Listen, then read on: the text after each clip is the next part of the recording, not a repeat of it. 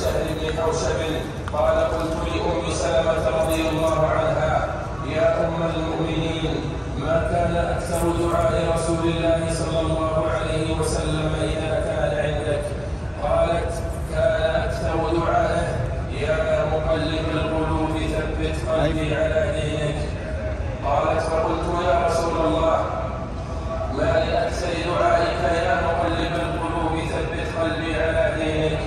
قال يا أم سلمة إنه ليس آدمي إلا وقلبه بين أصبعين من أصابع الله فمن شاء أقام ومن شاء أزاغ. أخرجه الترمذي. معاشر المسلمين إن من أعظم المصائب التي يبتلى بها الإنسان في حياته مصيبة تضيع عمره وتبدد وقته وتهدر طاقته وتميت قلبه وتحجب عنه كل خير ومرغوب وتمنعه من كل مطلوب. إنها الغفلة. وما أدراكم ما الغفلة؟ الغفلة هي الإعراض عن تقوى الله وطاعته وعن الهدف الذي خلقنا الله من أجله وعن الاستعداد للقاء الله وحسابه. الغفلة هي الإهمال وعدم المبالاة بما يجب على الإنسان والنسيان لما خلق من أجله فتضيع بسببها الطاقات وتهدر الأوقات وتفنى الأعمار فيما لا ينفع. الغفلة مصيبة عظمى وطامة كبرى تصد الإنسان عن ربه وتقطعه عن دربه وتلهيه بذنبه فلا يبالي بما يحيط به من كرب أو عقوبة. الغفلة عباد الله بحر مظلم وموج متلاطم لن ينجو منه إلا الحذرون. قال تعالى وإن كثيرا من الناس عن آياتنا لغافلون. وقال ولكن أكثر الناس لا يعلمون ظاهرا من الحياة الدنيا وهم عن الآخرة هم غافلون.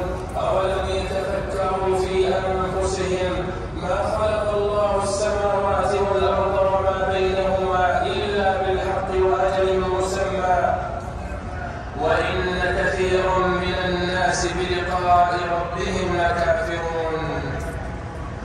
عباد الله إن الشيطان قد يستدرج الإنسان بالغفلة فينتهي به إلى هاوية البعد عن الله فمن التفريط في السنن والكسل عن المندوبات إلى ترك الواجبات ومن الإدمان على المكروهات إلى اقتحام المحرمات ومن عدم المبالاة والاكتراث بصغائر الذنوب والسيئات إلى اقتراف الموبقات المهلكات.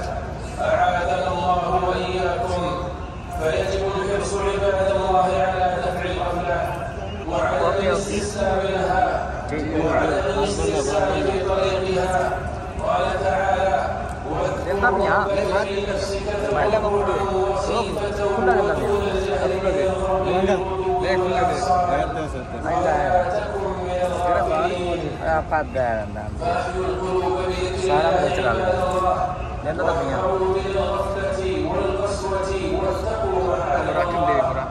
أيها الناس إن وساوس الشيطان أمر مقدر والنسيان والتكاسل قد يصدر عن ضعف البشر لكن المداومة على ذلك والاستسلام خطأ.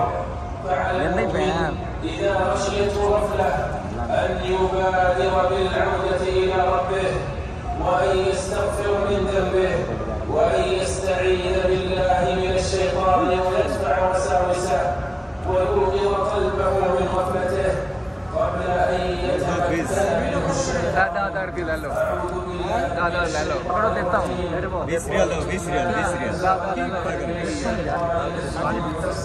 بالله إنه سميع عليم. إن الذين اتقوا إذا مسهم طائف من الشيطان تذكروا فإذا هم مبصرون وإخوانهم يمدونهم في الغي ثم لا يبصرون.